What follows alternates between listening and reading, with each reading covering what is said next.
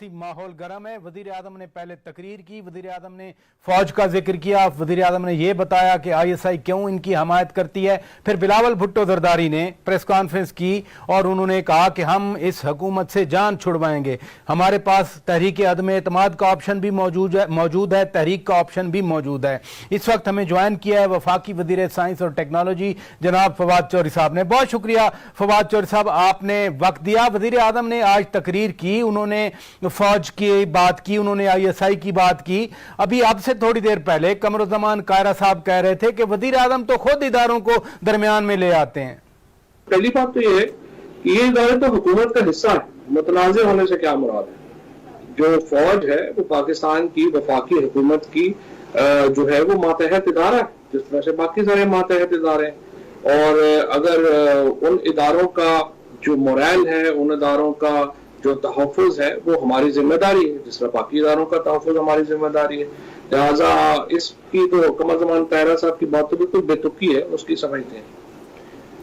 जुबैर साहब कह रहे थे इसी तकरीर के फौरन बाद, आज टेलीविजन ने उनको लाइन पे लिया, उन्होंने कहा कि आज तो वजीर आजम तस्दीक कर गए कि ज़हीरुल इस्लाम अब्बासी जो उस वक्त DG ISI थे वो वजीर आजम के पास गए, उस वक्त के वजीर आजम नवाज शरीफ से, और उनसे इस्तीफा मांगा। वजीर आजम ने अपनी तकरीर में ये बात की।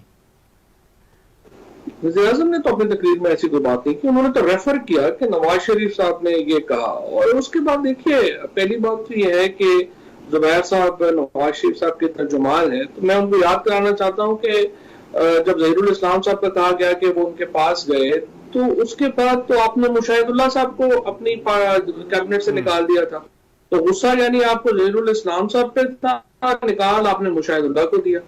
उसके बाद आपको याद होगा कि जब ज़हीरुल इस्लाम तो रिटायर हो रहे थे, तो नवाज शरीफ साहब ने तो उनको बाकायदा शील्ड दी और उनकी खिदमत जो है उसकी तारीफ की। अब अगर नवाज शरीफ साहब 5 साल के बाद ये बात कर रहे हैं तो यकीनी तौर के ऊपर उनकी जो नीयत है उसमें फतूर है और वो इदारों को निशाना बनाना चाह रहे हैं। इसके अलावा तो उसकी कोई तुक समझ नहीं आती। आज वजीर आजम ने अपनी तकरीर में यह भी कहा कि हमारे एक वजीर के भाई उनके तर्जमान हैं, जो आप अभी फरमा रहे थे जुबैर साहब के बारे में, और वजीर साहब असद उमर हैं। तो ये असद उमर को डाउन कर रहे थे या मोहम्मद जुबैर को? नहीं, मेरा ख्याल है वो रेफर कर रहे थे, उसमें डाउन करने वाली तो कोई बात नहीं। असद उमर साहब प्राइम मिनिस्टर साहब के जो है वो सबसे करीबी ज़ुमा में शामिल होते हैं, उनको डाउन क्यों करेंगे?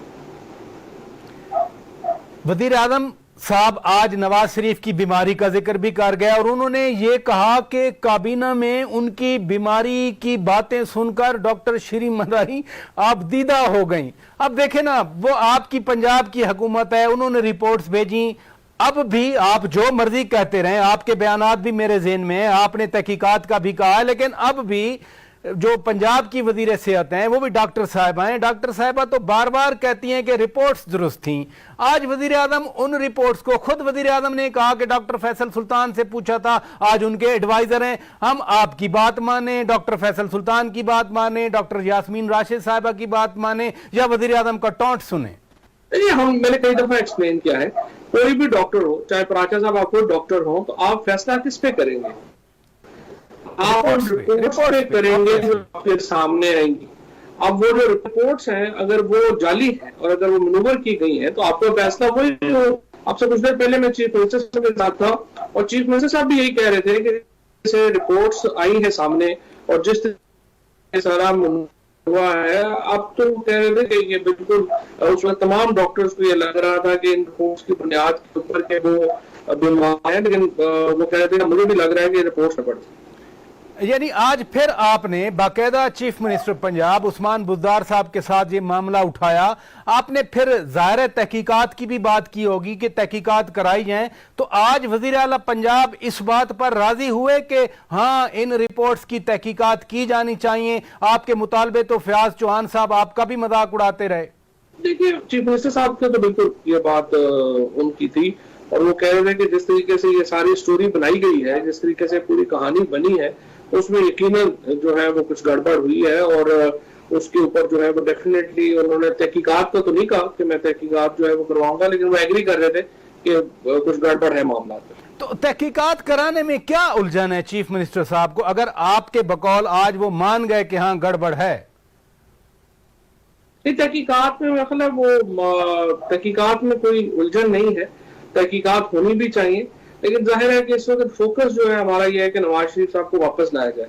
तो ज्यादातर डिस्कशन और गुफ्तगू यही है कि उनको वापस हम कैसे ला सकते हैं, और उनको वापस ले आते हैं, फिर इंशाल्लाह तहकीकात यहाँ पे तो होंगी। लाहौर में गद्दारी का मुकदमा दर्ज हुआ, उसमें आज़ाद कश्मीर के वज़ीर आज़म भी थे, साबिक दो वज़ीर आज़म भी थे।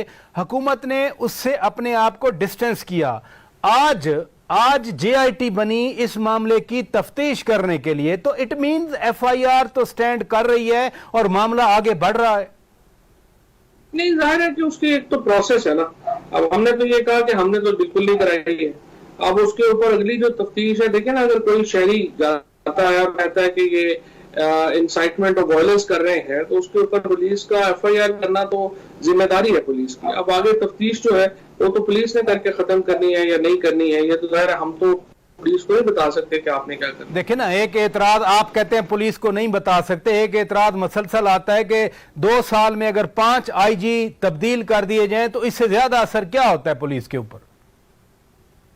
IG तब्दील करना तो एडमिनिस्ट्रेटिव इख्तियार है चीफ मिनिस्टर का या फिर वफाकी हुकूमत का, और उसका ताल्लुक तफ्तीश में मुदाखलत से तो नहीं है। तफ्तीश अच्छा, आप भी कानूनदान हैं, आप भी कानूनदान है। एक अहम मामला है, मियां रजा रब्बानी साहब, आप जानते हैं उनको, वो भी कानूनदान है, बहुत सीनियर कानूनदान है, ऐसी बातें वो भी समझते हैं।